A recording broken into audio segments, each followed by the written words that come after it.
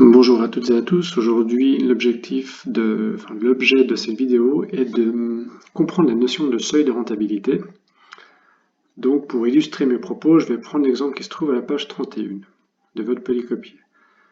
Donc, à la page 31, nous avons un compte de résultat. Donc, on avait vu en comptabilité qu'il y avait le bilan et le compte de résultat. Et dans ce compte de résultat, donc, il y a deux types d'informations. Sur la droite, il y a les produits. Les produits, c'est-à-dire, c'est tout ce que l'entreprise va encaisser comme argent.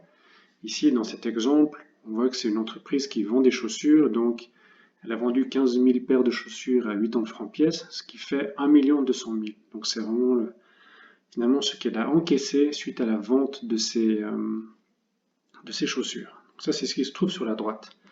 Sur la gauche, on aura la liste des coûts en lien avec l'activité de l'entreprise.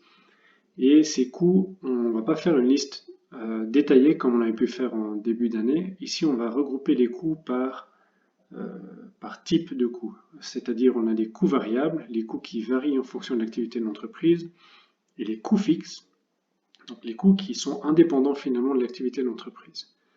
Ici, les coûts variables de 450 000, ça pourrait très bien être l'achat de matières premières, c'est-à-dire qu'on a peut-être acheté plus de cuir si on a dû faire plus de chaussures, enfin voilà, ça va varier.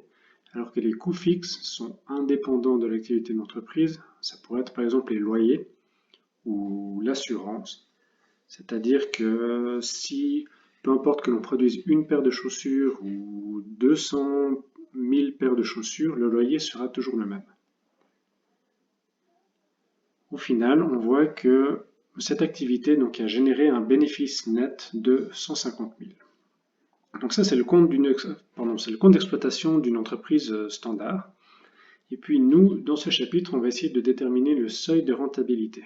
Le seuil de rentabilité, c'est-à-dire quel est le chiffre d'affaires que l'entreprise doit réaliser pour avoir, je vais prendre ici, au lieu d'avoir 150 000 de bénéfices nets, c'est quel est le chiffre d'affaires à réaliser pour avoir ni bénéfice ni perte, c'est-à-dire d'avoir un chiffre de 0 au lieu de 150 000. Alors elle se pose la question, c'est surtout pour faire des prévisions. Pour l'entreprise, finalement, ça lui sert à savoir, bah, tiens, combien je dois vendre de chaussures, ou enfin, quel est le nombre de chaussures que je dois vendre, ou quel est le chiffre d'affaires que je dois atteindre, pour m'en sortir, pour au moins ne pas perdre de l'argent. Donc c'est ça, c'est ce que l'on appelle donc le seuil de rentabilité, donc c'est le chiffre d'affaires à réaliser pour avoir ni perte ni bénéfice. On va voir que dans ce cours, il y a une notion qui découle finalement de ce seuil de rentabilité, c'est la notion de point mort. Le point mort, c'est finalement d'essayer de comprendre à quel moment de l'année, en fait, j'aurai ni perte ni bénéfice.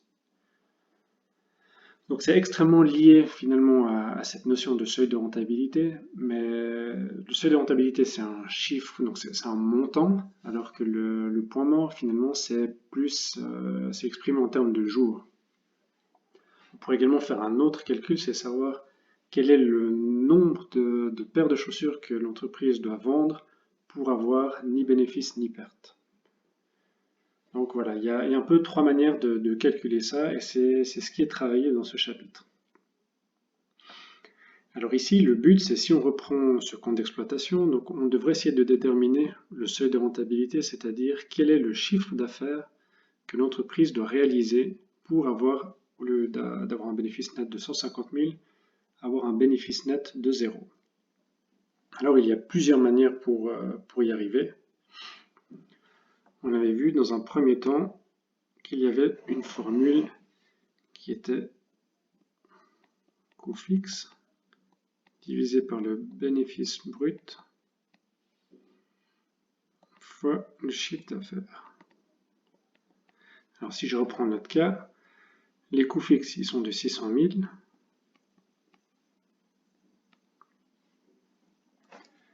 Le bénéfice brut, c'est le chiffre d'affaires moins les coûts variables, ce qui nous fait donc 1 200 000 moins 450 000, ça nous fait 750 000.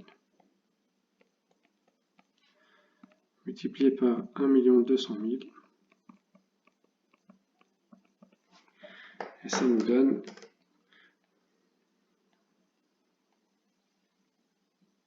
960 000.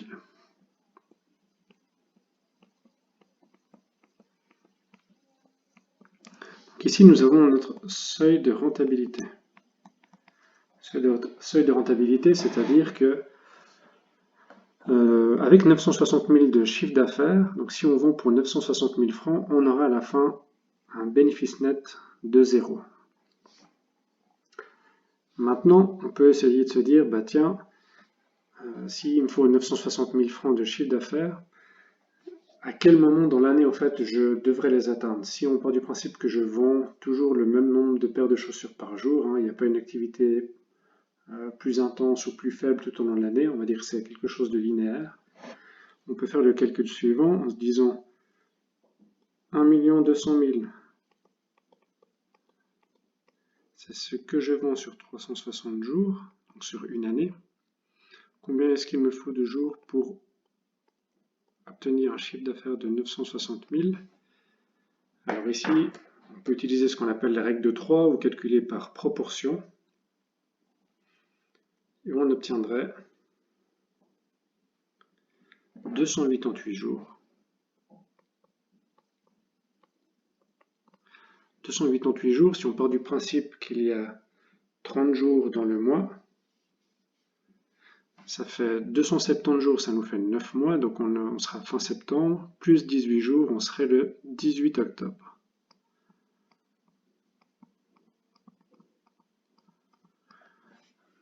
Donc le point mort, ce serait le 18 octobre, c'est-à-dire que on n'aurait ni bénéfice ni perte à partir du 18 octobre.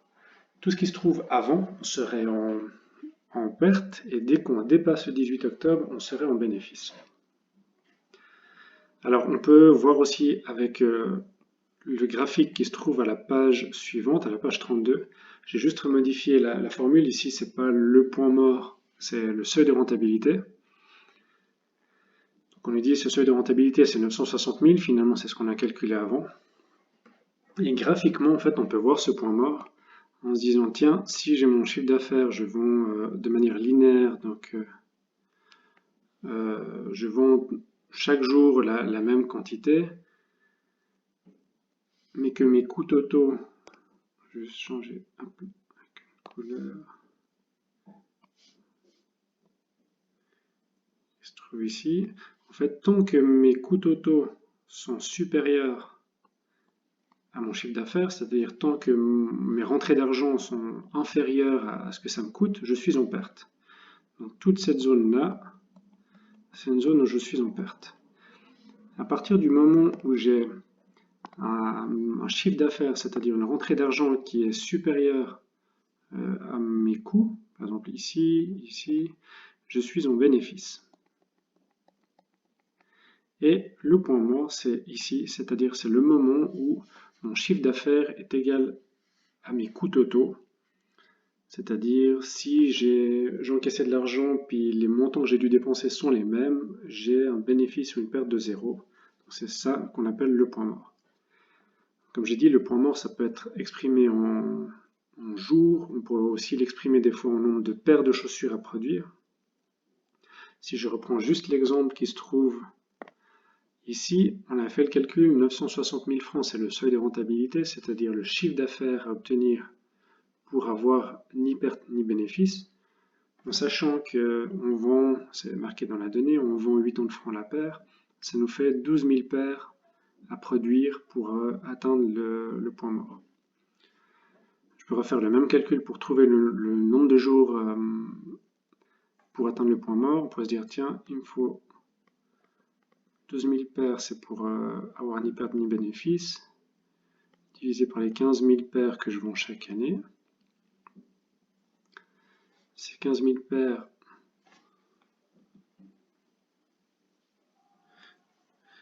attendez, juste, on va mettre ça d'une autre manière. Je vends 15 000 paires, pardon, je recommence d'une autre manière, en 360 jours. Combien est-ce qu'il me faut de jours pour vendre 12 000 paires? Là, on peut faire de nouveau soit une règle de 3, soit les proportions. Alors, règle de 3, je répète, c'est on multiplie ce qui se trouve par la diagonale, puis après on divise par ça, puis ça nous donne x. Ça fait x est égal à 12 000 fois 360 divisé par 15 000, ce qui nous donne également 288 jours. Nous avons des jours ici. Et puis après 288 jours, il faut réussir avec ça à déterminer une date, en partant du principe qu'il y a 30 jours par mois. Donc jusqu'à 270 jours, ça nous fait 9 mois. Donc on a fait de janvier jusqu'à septembre. Et puis les 18 jours qui restent, ce seraient les 18 jours d'octobre. Donc ça, c'est selon avec la règle de 3, mais avec les calculs de proportion, on arrive exactement à la même chose.